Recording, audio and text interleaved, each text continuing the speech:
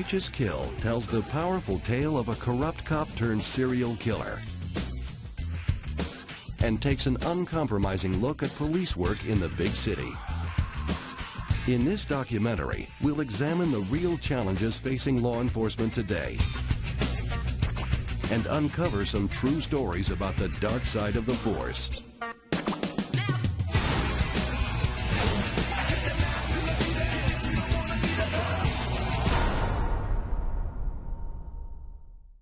Let's go. I'm buying.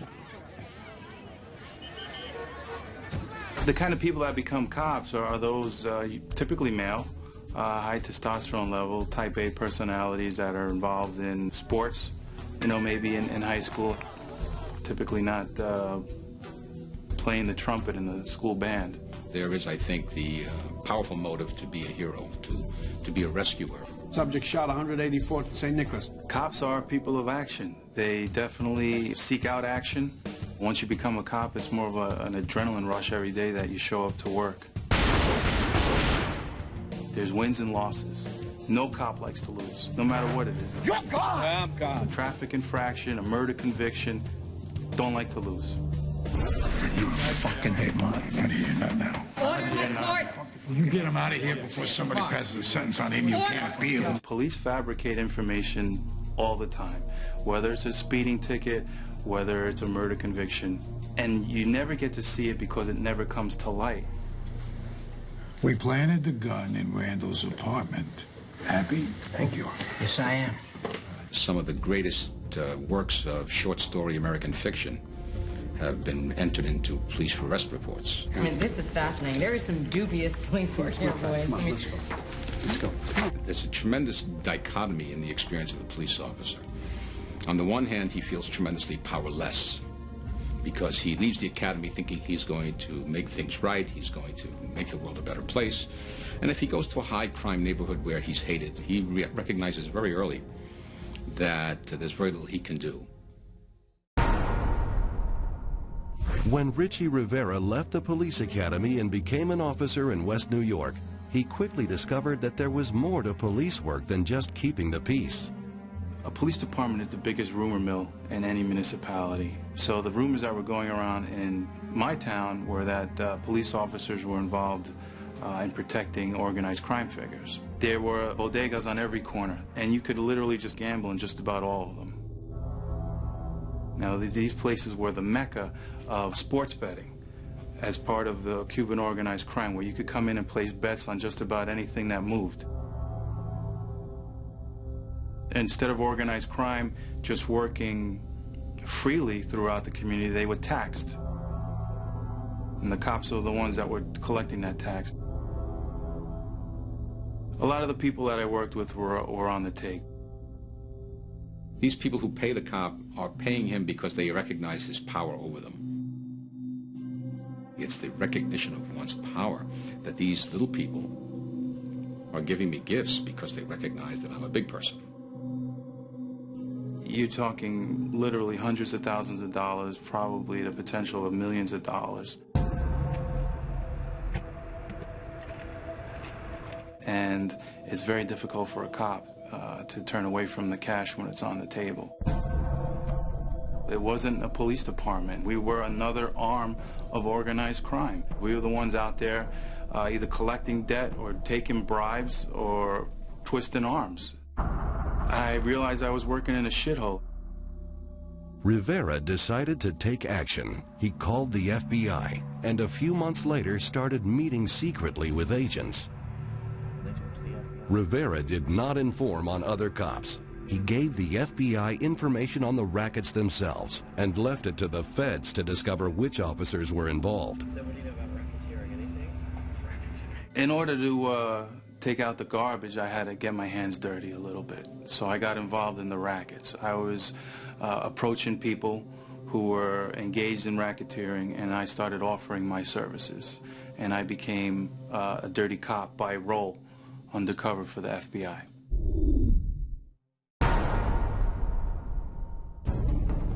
As we see in Righteous Kill, cops taking the law into their own hands goes much further than protecting organized crime. Good old days. We used to let the first fleet out and call off the ambulance. Calm. My son was on his way to be born, and I needed to make more money, and the position of police officer was available in Newark, New Jersey. Sam Clark joined the Newark police force and rapidly rose to the rank of lieutenant. One day, he happened upon a situation in which officers were arresting two teens who had been fighting in the street. Hey, hands on the gate. I was working gang intelligence. When I tried to break up a fight, I saw that the two boys grabbed each other by the collar. It's not your fault. It's not your fault. It's not your fault. That's all they did. No punches were thrown or anything. Clark thought it was his duty to intercede. Got it. My intention was to simply come in between them. And when I tried to break that up, another officer grabbed me from behind and nearly choked me to death. The individual was choking me, very aggressively. I saw the patch. I couldn't believe it. Why is this guy choking me? And at one point, I was actually going to take out my gun and shoot him because I felt that I was going to die.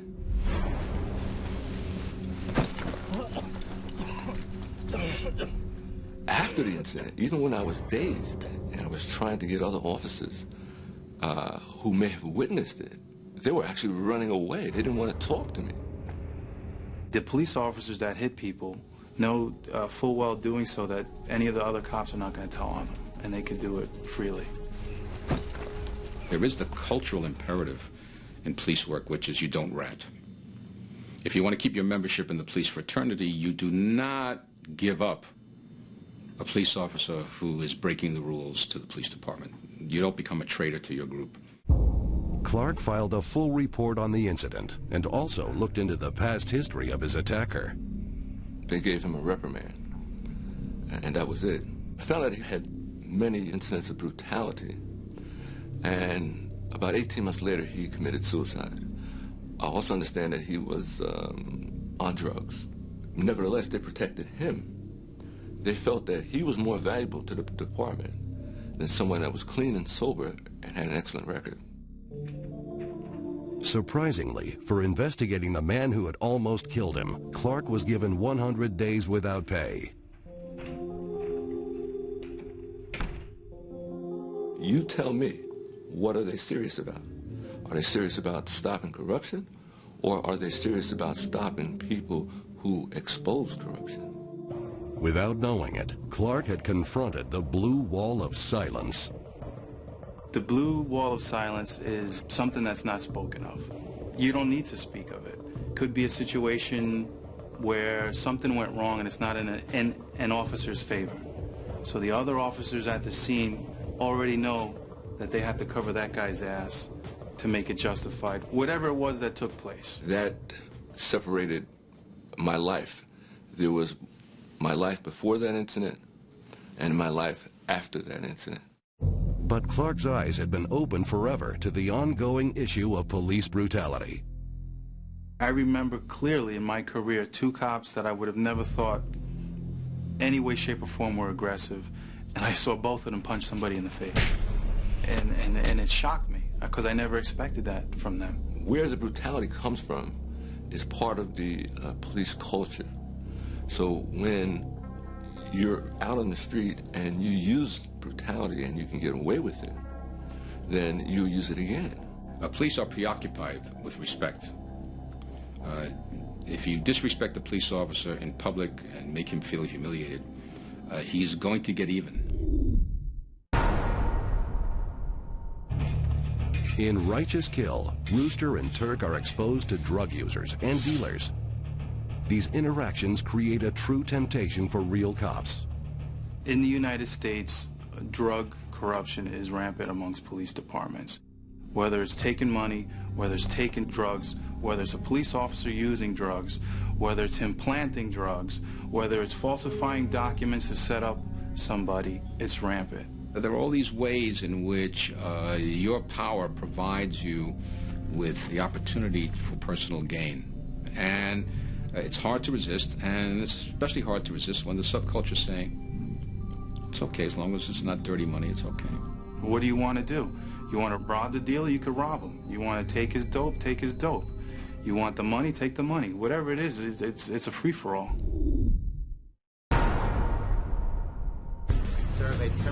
The most startling stories of corrupt cops are those involving homicide. There are very few instances of this in real life, but here's the story of a real cop who killed.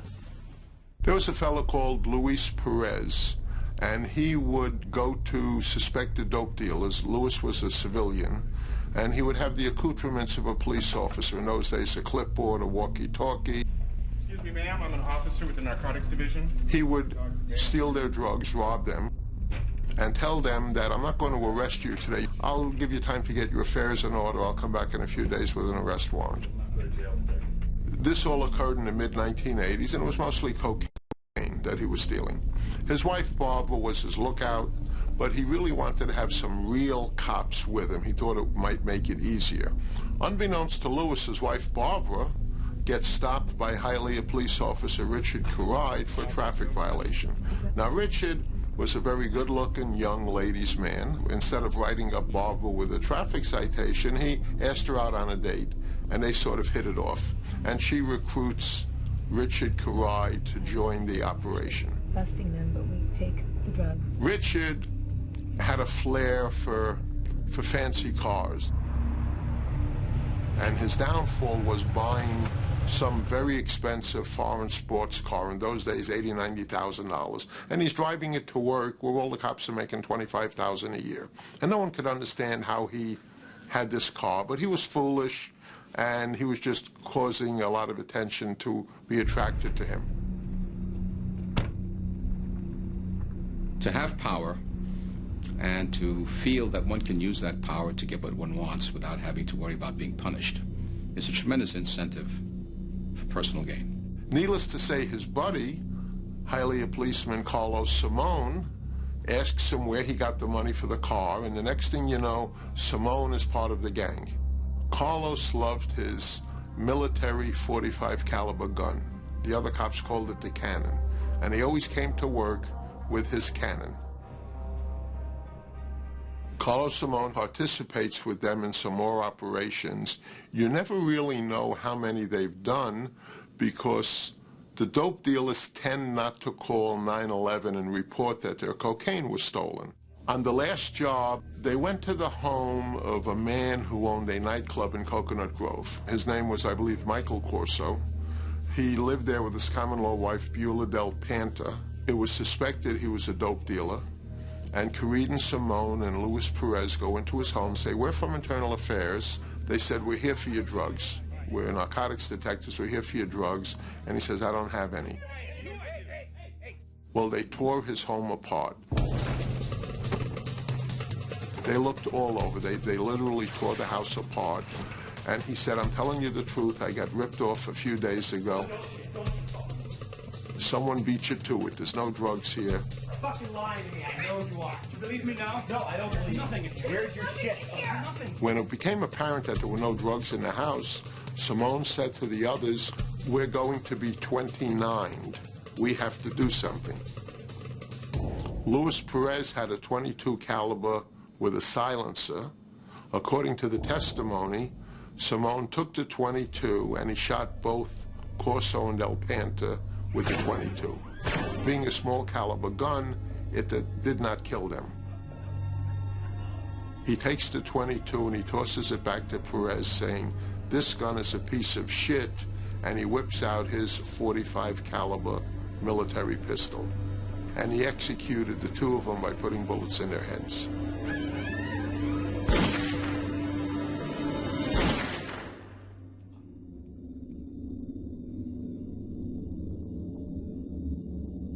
He knew he'd be arrested. He had a wife, he had a couple of kids. The last thing a cop wants to do is go to prison, and I think he panicked, and that's why he killed these people. But a few weeks later, Barbara left Lewis, stealing all his money, and fled to a hotel. She's in a hotel for a few days, and she really panics, and she calls the county police.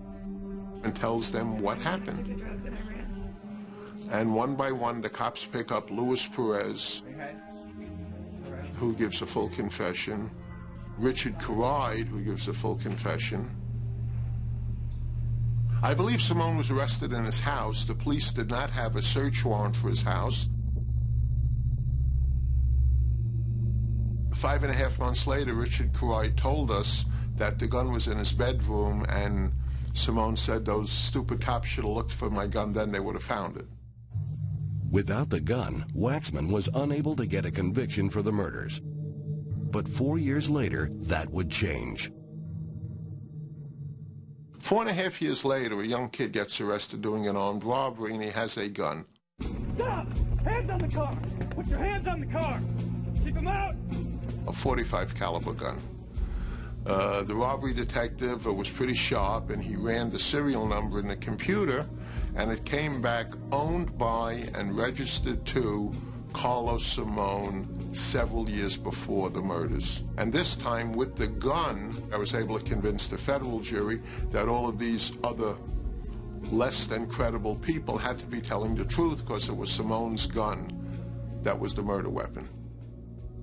4 years after the murders, in federal court, Carlos Simone was sentenced to 30 years in prison. He was a family man. He had a normal reputation as a cop, no big problems. I think he just saw, he was tempted by all the easy money Caride was making. And they asked him, weren't you afraid while you were doing these bad things? And he said, afraid of who? We're the police. People are supposed to be afraid of us. I was very proud and honored to work with the homicide team from the Sheriff's Department, the Miami-Dade Police Department, then the Metro-Dade Police Department. They very aggressively worked this double homicide. When they found out from Barbara that 2 cops were involved, they worked even harder. They're ashamed that 2 other police officers would go out and commit robberies and actually kill 2 people. The cops want to solve it. It's a challenge to solve the homicide, and if a couple of cops are bad, they want to put them in jail. The life of big city police officers is perhaps one of the most challenging professions in our society. And as we see in Righteous Kill, there are so many upstanding officers who serve among those who have yielded to the temptations of money and power. But each time we hear a new story of police corruption, we are reminded that the problems exist.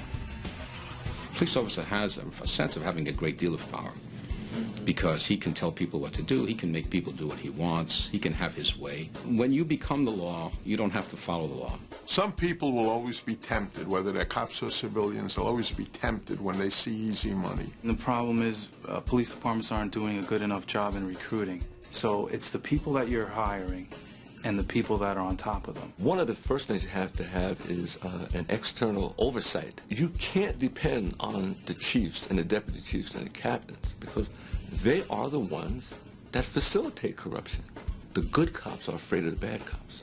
It's a noble job. It's one of goodwill, and it does a lot of very good and beneficial things for a community.